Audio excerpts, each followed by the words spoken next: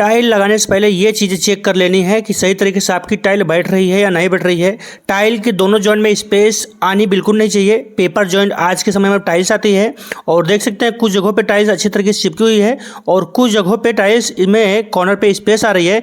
अगर इस तरह के स्पेस टाइल्स के बीच में आ रही है तो आपके लिए बहुत दिक्कत ये हो सकती है, सारी टाइल्स की जॉइंट आगे पीछे हो जाएगी और टाइल्स के बीच में जॉइंट आएगी तो आपकी अच्छी फिनिशिंग नहीं आ पाएगी और टाइल्स भी ऊंचा नीचा हो जाएगी। ये सब चीज़ें आपको अच्छे से चेक कर लेनी है टाइल लगाते समय या लगाने से पहले, ताकि आपके साथ इस तरह की दिक्कत टाइल में ना देखने को मिले। अब यहाँ जो कंपनी टाइल बनाती है उनका काम है बना के बेचना। अब ये सब चीज़ चेक कंपनी नहीं कर पाती है कि हमारी टाइल में कितनी गड़बड़ी से फॉल्ट आ रही है। 3 से 4 mm की इसमें फॉल्टिंग दिख रही है और एक कोना पे अच्छे तरीके से मिल रही है प्रॉपर, और जो अंदर वाला कोना आ रहा है इस तरीके की छोटी टाइल पड़ रही है। अब ये 32-34 टाइल्स है और इस तरीके का प्रॉब्लम आपके टाइल्स के साथ आती है तो ये समझ लीजिए कि आपका टाइल्स या फ्लोरिंग हो या वॉल हो, उन सब जगहों में इस तरह की कमियां देखने को मिलेगी।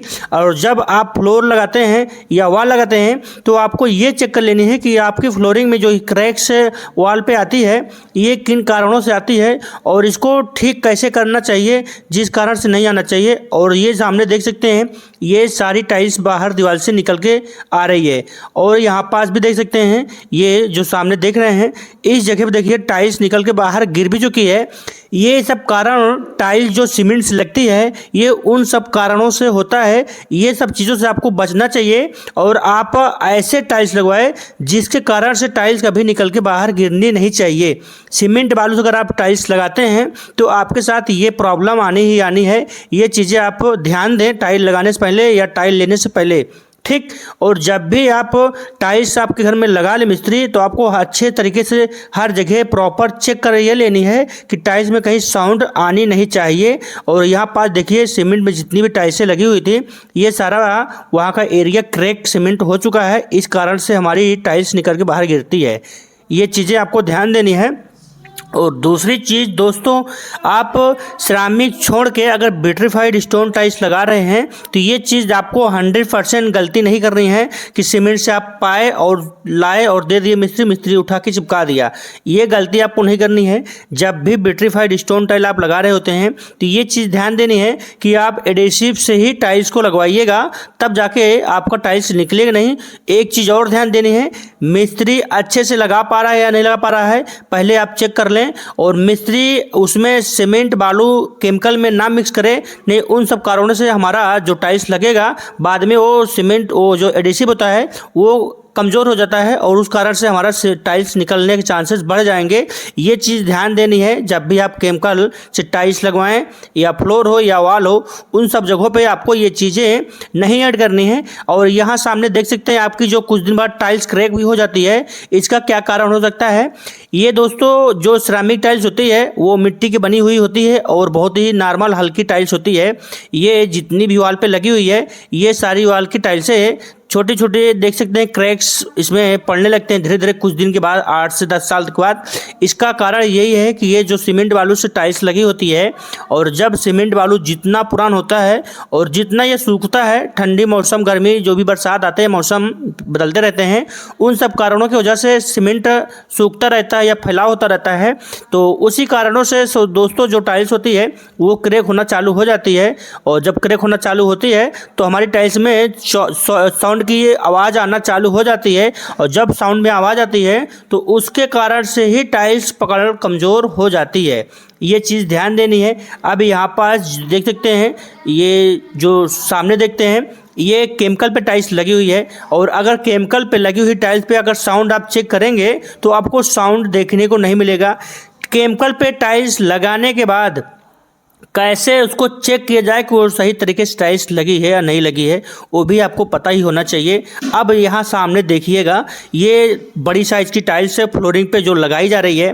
आप इसी नियम को फॉलो करके वॉल पे भी लगा सकते हैं, टाइल्स के पीछे और फ्लोरिंग पे दोनों जगहों पे केमिकल अच्छे तरीके से लगा दिया गया हुआ है और लगा देने के बाद अच्छे तरीके से इसको फिटिंग भी करना बहुत ज़रूरी होता है। आप बड़े साइज टाइल्स लेकर आते तो हैं पर अच्छे तरीके से फिटिंग नहीं करवा पाते हैं। कारण यही है कि आप अच्छे मिस्त्री या अच्छे तरीके से लगाने वाले आपको मिलते नहीं हैं। इन सब कारणों से आपके घर में जो भी टाइल्स का वर्किंग होता है या हो चुका है, इन्हीं सब कारणों से प्रॉब्लम दिक्कत बढ़ती है और तब टाइल्स टूटती है, निकलती है, गिरती है और बहुत ही ढेर सारा नुकसान भी हो जाता है। कुछ मिस्त्रियों को पता भी नहीं होता है केमिकल से टाइल कैसे लगती है, या जिन मिस्त्रियों को पता भी होता है तो वो जल्दी के मारा जैसे तैसे करके काम दे देते हैं मालिक को, और मालिक को भी नहीं पता होता है, उनको भी बहुत जल्दी होती है। तो आपको चेक कैसे करना है कि आपके घर के अंदर टाइल्स सही तरीके से लगी है या नहीं लगी है। जॉइंट चेक कर लेनी है, बॉर्डर पट्टी दे रहे हैं तो उसको चेक कर लेनी है कि आपका बॉर्डर पट्टी नेत नहीं चिटिक होना चाहिए, और जो उसकी कटिंग होती है प्रॉपर तरीके से अच्छी फिनिशिंग के साथ उसकी कटिंग भी होनी चाहिए। यहाँ सामने देखिए, ये सामने जो आप देख रहे हैं ये टाइल्स के साइड में बॉर्डर दिया गया है कॉफी ब्राउन कलर की और व्हाइट कलर की टाइल्स है। इन दोनों जगह देखिए टाइल्स की जो फिटिंग है कितनी शानदार और अच्छे तरीके से फिनिशिंग आपको। तो आपको ऐसे चेक कर ये लेनी है कि आपकी जितने भी फ्लोरिंग में अगर आप अच्छे वर्किंग कराना चाह रहे हैं तो इस तरीके से आपको वर्किंग करानी है जिससे आपका कटिंग भी हो या बॉर्डर पट्टी हो या टाइल्स की जॉइंट्स हो। इन सब चीज़ों को आपको अच्छे से ये चेक कर लेनी है कि आपकी जॉइंट्स ऊपर नहीं होनी चाहिए और जो कटिंग होती है उस कटिंग में चिट नहीं होनी चाहिए। प्रॉपर तरीके से फ्रेश और कंप्लीट फिनिशिंग के साथ उसकी कटिंग होनी चाहिए। और जब आपकी ये दोनों चीज़ कंप्लीट हो तो आप ये चेक कर लें कि एक बार आपकी अच्छे तरीके से फ्लोरिंग में टाइल्स लगी या नहीं लगी है, ये चेक करना बहुत ही ज़रूरी है। यहाँ पास जॉइंट जो सामने देख रहे हैं, इस जॉइंट पे आप अच्छे से हाथ लगा के ये चेक कर लें कि आपकी जॉइंट अच्छे तरीके से मिल रही है या नहीं मिल रही है। और जब भी आप बॉर्डर पट्टी दें तो उसी की जो लाइनिंग होती है उसी लाइनिंग के हिसाब से आपको बॉर्डर पट्टी दे के लेके लगा के जानी है। ये चीज़ आपको हमेशा ध्यान देनी है।